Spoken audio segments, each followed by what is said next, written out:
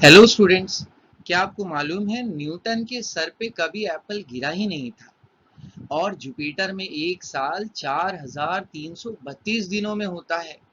और क्या आप जानते हो हमारा वेट इक्वेटर और पोलार रीजन्स पे अलग अलग आता है। ऐसी बहुत सारी अमेजिंग बातें हम साइंस वन के सबसे पहले चैप्टर यानी कि ग्रेविटेशन में सीखेंगे। तो आइए ग्रेविटेशन की अमेजिंग दुनिया में एंटर करते हैं। So let us start with an example. हम मेसी का एग्जांपल लेते हैं। Messi the world's best footballer. Ronaldo के फैंस को बुरा तो लग रहा होगा, लेकिन for me Messi is the best footballer. अब अगर मेसी को इस बॉल को मोशन में लाना है या कोहली को बॉल को रोकना है, तो इन दोनों ही को क्या करना पड़ेगा? इनको फोर्स की मदद लेनी पड़ेगी। तो हम जानते हैं कि फोर्स का इस्तेमाल करके हम मोशन में भी ला सकते हैं किसी ऑब्जेक्ट को और उसे रोक भी सकते हैं। वैसे और क्या किया जा सकता है फोर्स की मदद से? तो आप जानते हैं फोर्स की मदद से डायरेक्शन भी चेंज होता है।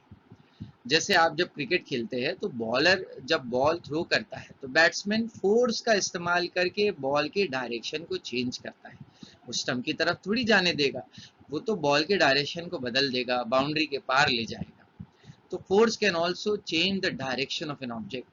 और क्या किया जा सकता है फोर्स का इस्तेमाल करके? तो फोर्स का इस्तेमाल करके हम वेलोसिटी भी चेंज कर सकते हैं। और क्या कर सकते हैं? तो हम फोर्स का इस्तेमाल करके ऑब्जेक्ट का शेप भी चेंज कर सकते हैं। हमने अभी अभी फोर्स के कारनामे देखे। उनमें से एक था ऑब्जेक्ट को मोशन में लाना। सिर्फ मोशन में लाना ही नहीं, बल्कि ऑब्जेक्ट को मोशन में बरकरार रखने के लिए, to keep it continue that motion, इसके लिए भी फोर्स का रिक्वायरमेंट होता है। जैसे यहाँ एक सवाल बनता है कि क्या ऑब्जेक्ट को सर्कुलर मोशन में रखने के लिए भी फोर्स की रिक्वायरमेंट है? जैसे इस लड़के की मिसाल ले लेते हैं। ये लड़का देखिए कितने सेफ्टी प्रिकॉशंस के साथ अपने घर में ही एक एक्टिविटी परफॉर्म कर रहा है। क्या कर रहा है? तो इसके हाथ में एक रस्सी है और उससे एक पत्थर बंधा हुआ है, stone attach to a string, और वो उसे गोल गोल घुमा रहा है, यानी सर्कुलर मोशन परफॉर्म कर रहा है। तो क्या इस सर्कुलर मोशन के लिए भी कोई फोर्स लग रहा है? तो हाँ, वो अपने हाथ से उस स्ट्रिंग के जरिए उस स्टोन पर फोर्स लगा रहा है। तो क्या होगा उस फोर्स का डायरेक्शन? तो फोर्स का डायरेक्शन उसके हाथ की तरफ, यानी यू कहे सर्कल के सेंटर की तरफ होगा। अब जब भी कोई ऑब्जेक्ट सर्कुलर मोशन परफॉर्म करता है तो सेंटर की तरफ एक फोर्स महसूस होता है, उस ऑब्जेक्ट पर एक फोर्स लगता है, या वो ऑब्जेक्ट एक फोर्स महसूस करता है। बात तो एक ही बात है, उस पर फोर्स लगाओ यानी उस पर जो फोर्स लग रहा है। तो जब ऑब्जेक्ट सर्कुलर मोशन में होता है तो उस पर जो फोर्स लगता है वो सेंटर की तरफ होता है। ऐसे फोर्सेस को सेंट्रिपिटल फोर्स कहते हैं।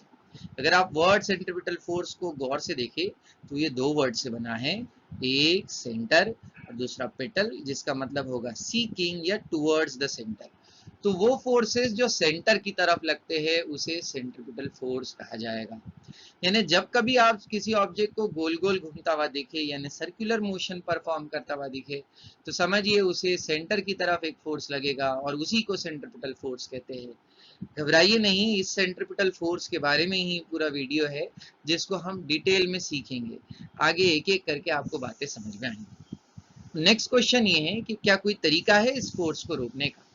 तो एक तरीका है, आप रस्सी काट दीजिए तो फोर्स रुक जाएगा, खत्म हो जाएगा। तो उस वक्त उस स्टोन पर क्या असर होगा? What will be the effect on the stone? तो आप जानते हैं कि स्टोन जो है सीधा आगे बढ़ जाएगा। जैसे दो लेडीज जो है फुगड़ी गेम खेल रही है, आप सुन देखा होगा, आपने बचपन में खेला भी होगा। अब एक लेडी ने क्या किया, जानबूझ के ना हाथ छोड़ दिया। तो आप जानते हैं दूसरे पर क्या असर होगा? वो सीधा आगे स्ट्रेट लाइन में बढ़ेगी जैसे स्टोन गया था, और सीधा जमीन के बल गिर सकती है। एक एक शार्प ऑब्जेक्ट को शार्पनेस बढ़ाने के लिए, नाइफ वगैरह की शार्पनेस बढ़ाने के लिए आप देखे होंगे धार जब करते हैं छुरी वगैरह को, तो उस वक्त जो चिंगारी निकलती है वो भी ऐसी सीधी निकलती है स्ट्रेट लाइन में।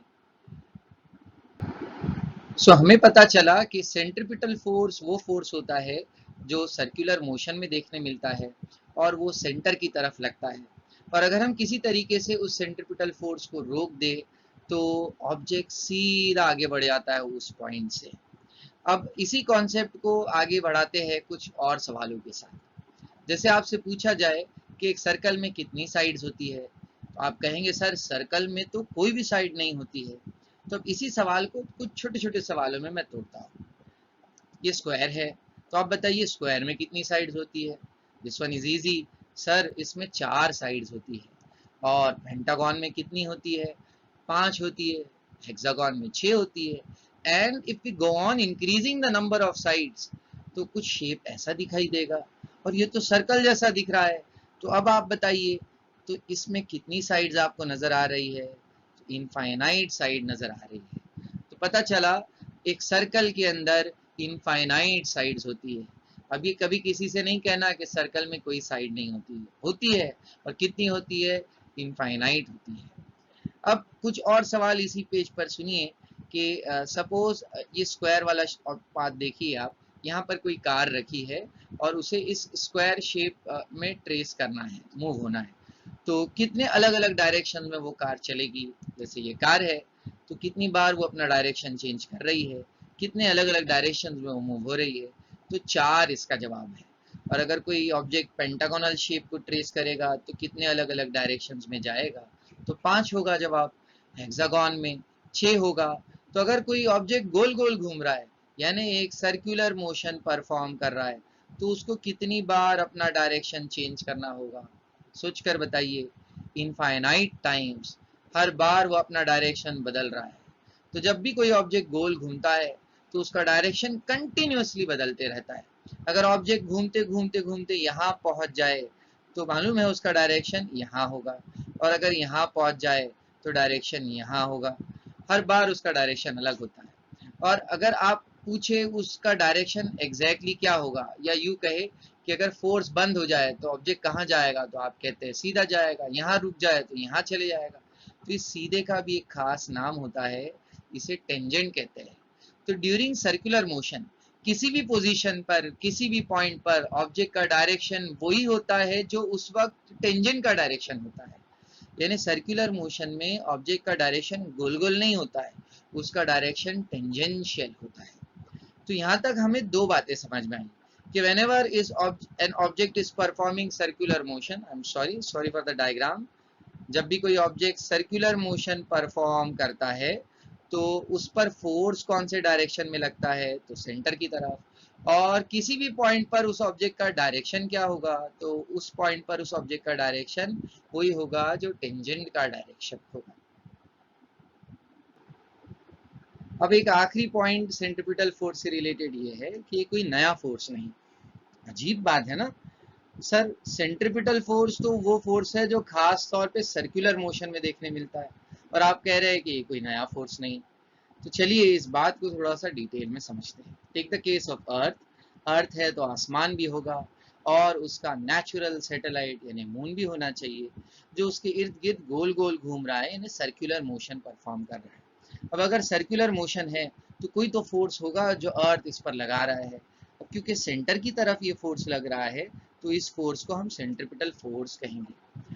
अब आपसे अगर पूछा जाए कि इस मून का इस पॉइंट पर क्या डायरेक्शन है, तो वही डायरेक्शन होगा जो उस पॉइंट पर टेंजेंट का डायरेक्शन होगा। तो ये डायरेक्शन है टेंजेंशियल। तो अगर किसी तरीके से या ऊपर वाला जो है इस सेंट्रीपिटल फोर्स को थोड़ी देर के लिए रोक दे, तो क्या आप जानते हैं मून कौन से डायरेक्शन में जाएगा और उस पर क्या असर होगा। तो मून सीधा सीधा आगे बढ़ जाएगा, कुछ ऐसे। मुझे बचना पड़ेगा उससे, तो बाल बाल बच गए। तो हम जानते हैं कि मून टेंजेंशियली आगे बढ़ गया। अब उसे वापस भी लाते हैं, बचते हुए लेकर आता हूँ उसे। तो हमारी नॉलेज तो ये कहती है कि अर्थ और मून के बीच में तो ग्रेविटेशनल फोर्स होता है, और मैं ये कह रहा हूँ कि सेंट्रीपिटल फोर्स है। तो असल में सेंट्रीपिटल फोर्स एक जनरल नाम है, जो किसी भी सर्कुलर मोशन के बीच में जब फोर्स लगता है तो वह इस्तेमाल किया जाता है। अब अर्थ और मून में जो सेंट्रीपिटल फोर्स है उसका सही नाम ग्रेविटेशनल फोर्स होगा। तो ग्रेविटेशनल फोर्स यहाँ पर सेंट्रीपिटल फोर्स का रोल प्ले कर रहा है।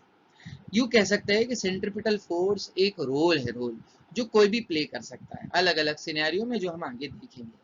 जैसे मॉनिटर होता है ना, मॉनिटर, तो मॉनिटर एक रोल होता है जो कोई भी बंदा प्ले कर सकता है। कभी अच्छा बच्चा हो सकता है, कभी बुरा बच्चा भी मॉनिटर बन सकता है।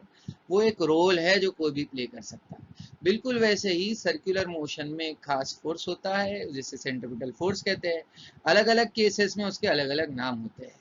तो मून और अर्थ के बीच में जो सेंट्रिपिटल फोर्स है वो असल में ग्रेविटेशनल फोर्स है।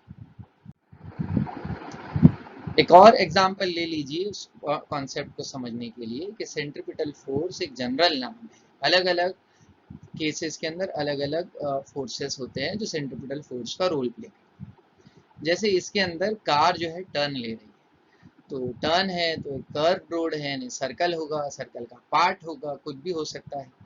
अब यहाँ सेंटर की तरफ एक फोर्स लगता है जो सेंट्रिपिटल फोर्स कहलाएगा। असल में यहाँ जो सेंट्रिपिटल फोर्स है वो फ्रिक्शन है। अब ये फ्रिक्शन किस चीज का नाम है?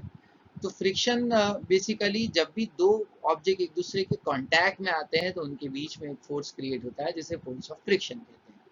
अब यहाँ फ्रिक्शन का कैसे पैदा हो रहा है? तो यहाँ टायर और रोड के बीच में कांटेक्ट में आने की वजह से फ्रिक्शन क्रिएट हो रहा है। अब यही वो फोर्स है जिसे हम यहाँ पर सेंट्रिपिटल फोर्स कहेंगे। अब आप सोचिए ना कि अगर ये रोड आइसी होता, बर्फीला इलाका होता, तो क्या कार इतनी स्मूथली टर्न ले पाती? बिल्कुल नहीं, क्योंकि वहाँ फ्रिक्शन का फोर्स बहुत कम होता, तो वहाँ सेंट्रिपिटल फोर्स उतना अच्छा नहीं होता, यानी कार गोल घूम ही नहीं पाती, पलटने के चांसेस रहते। तो ये बात समझ में आना चाहिए कि सेंट्रिपिटल फोर्स का रोल यहाँ कौन प्ले कर रहा है? तो यहाँ फ्रिक्शन प्ले कर रहा है। तो is that point clear?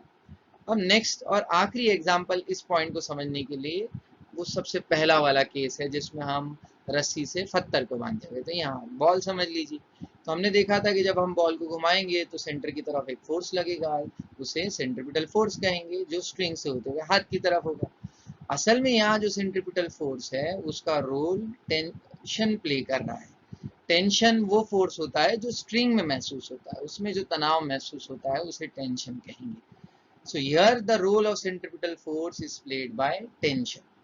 So आपको ये बात समझ में आनी चाहिए कि जब भी कोई ऑब्जेक्ट गोल घूमता है तो वो तो बाहर जाना चाह रहा है टेंजेंशियली, तो उसे अंदर कौन खींच रहा है? बार बार अंदर खींचने का काम सेंट्रिपिटल फोर्स करता है, जो अलग अलग जगहों पर अलग अलग होता है। जैसे अर्थ और मून के बीच में ग्रेविटेशनल फोर्स है, रोड और टायर के बीच में फ्रिक्शन है, और बॉल और स्ट्रिंग के बीच में टेंशन है। So centripetal force is just a role. It's like a monitor which can be played by anyone. तो आई होप पॉइंट क्लियर है। तो यहाँ तक हमने जो जो बातें सीखी एक बार क्विकली रिकॉल कर लेते हैं। हमने सबसे पहले सीखा कि फोर्स के कारनामे क्या है। फोर्स ऑब्जेक्ट को मोशन में ला सकता है, उसे रेस्ट में ला सकता है, बहुत सारी चीज़ें करता है। फिर अगर किसी ऑब्जेक्ट को सर्कुलर मोशन में रखना है कंटिन्यूसली तो उस पर फोर्स लगाना पड़ेगा। जैसे अर्थ मून पर फोर्स लगा रहा है, हम अपने हाथ और रस्सी से बॉल पर फोर्स लगाते हैं, तो फोर्स लगता है मोशन में रखने, और उस फोर्स को इन जनरल कहा जाता है सेंट्रिपिटल फोर्स। उस सेंट्रिपिटल फोर्स का डायरेक्शन सेंटर की तरफ है, इसीलिए तो उसे सेंट्रिपिटल फोर्स कहा जाता है। फिर हमने देखा कि सेंट्रिपिटल फोर्स कोई नया फोर्स नहीं, अलग अलग जगहों पर अलग अलग फोर्सेस जो है सेंट्रिपिटल फोर्स का रोल प्ले करते हैं। आई होप आपको कॉन्सेप्ट समझ में आए।